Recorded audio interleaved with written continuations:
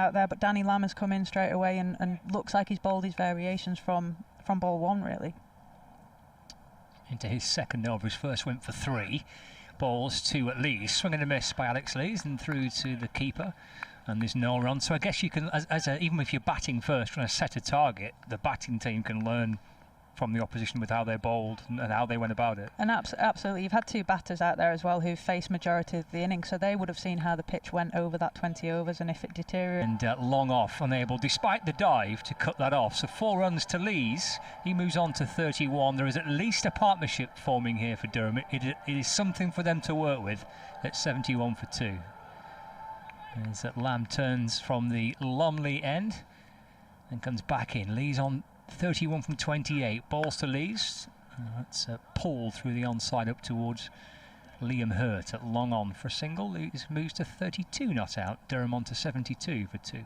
So yeah, I've got absolutely no doubt in the dressing room at half time that Jennings and Davies were talking to the bowlers about what was difficult to face, what was easy to face, how they scored their runs easily or hard, that kind of thing. But vice versa, I think that the Durham players will have seen how Jennings and Davies batted and what they did, and they'll try and emulate that as well.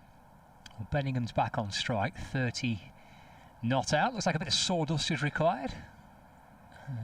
Dane Villas, Lancashire skipper. That normally happens when you've been hit for 4. I'm surprised it came the ball after, actually. Maybe Danny's been smart here and he's trying to make it look like it was nothing to do with getting hit for 4. Katie, you speaking from experience No, here? not at all. Lamb to Benningham, a slow ball just onto his hip. He works the ball through the onside. He's gone through for 1 and comes back for 2. So moves up to 32 not out. Score moves on to 74 for 2. You'll be a bit nervous, won't you, come Saturday? You've not played for a few months? No, I've not played since December. Oh my word. A few months is nearly a year now. Wowzers. Okay. Yeah, so I'm looking forward to it, to be honest. When my job is to play cricket, but it's also my passion and my hobby, and when that gets taken away from you, you're just desperate to play. Lamb balls to Benningham, full of length. That's drilled down the ground for a single.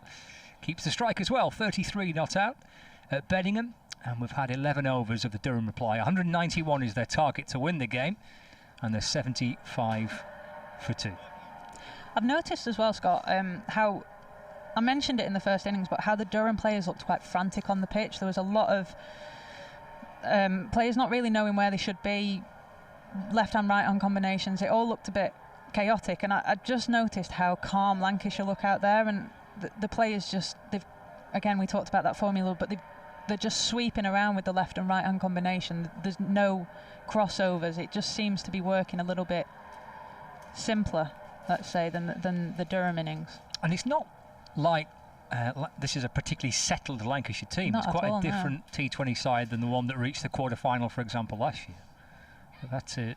And then without a couple of overseas players and the England guys, 1 or 2 bits and bobs with injuries as well. But you'll see if the batsmen cross here, you'll just see how everyone just sweeps round and then the field changes. Stephen Croft comes back into the attack and bowls and gets his first wicket as well. Benningham coming down the pitch, got in for a big swat through the onside. His off stump is leaning back at a slightly unfortunate angle, and Benningham departs for 33, and Croft, with his cap on back to front, picks up his first wicket. Stumped by Alex Davis with the bowling of Croft for 33, and Durham have lost their third, 75 for 3. Yeah, it was the right thing to do from Benningham. I mean, that required run rate is creeping up, and he did need to try and score some boundaries, especially off someone like Croft, who's not a wicket taker. He's just in there to try and contain and sometimes sneak overs. I think Dane uses him at the top of the order to try and sneak that first over and take a wicket. And so, yeah, I'm not surprised that they look to attack him, but unfortunately for Benningham, that's his day over. It's casual, very casual. It is, yeah. I don't know if he knows that there's a live stream today. Sometimes at the start of the season they all wear the bobble hats, and there's just the odd photo of them. They're not on live television.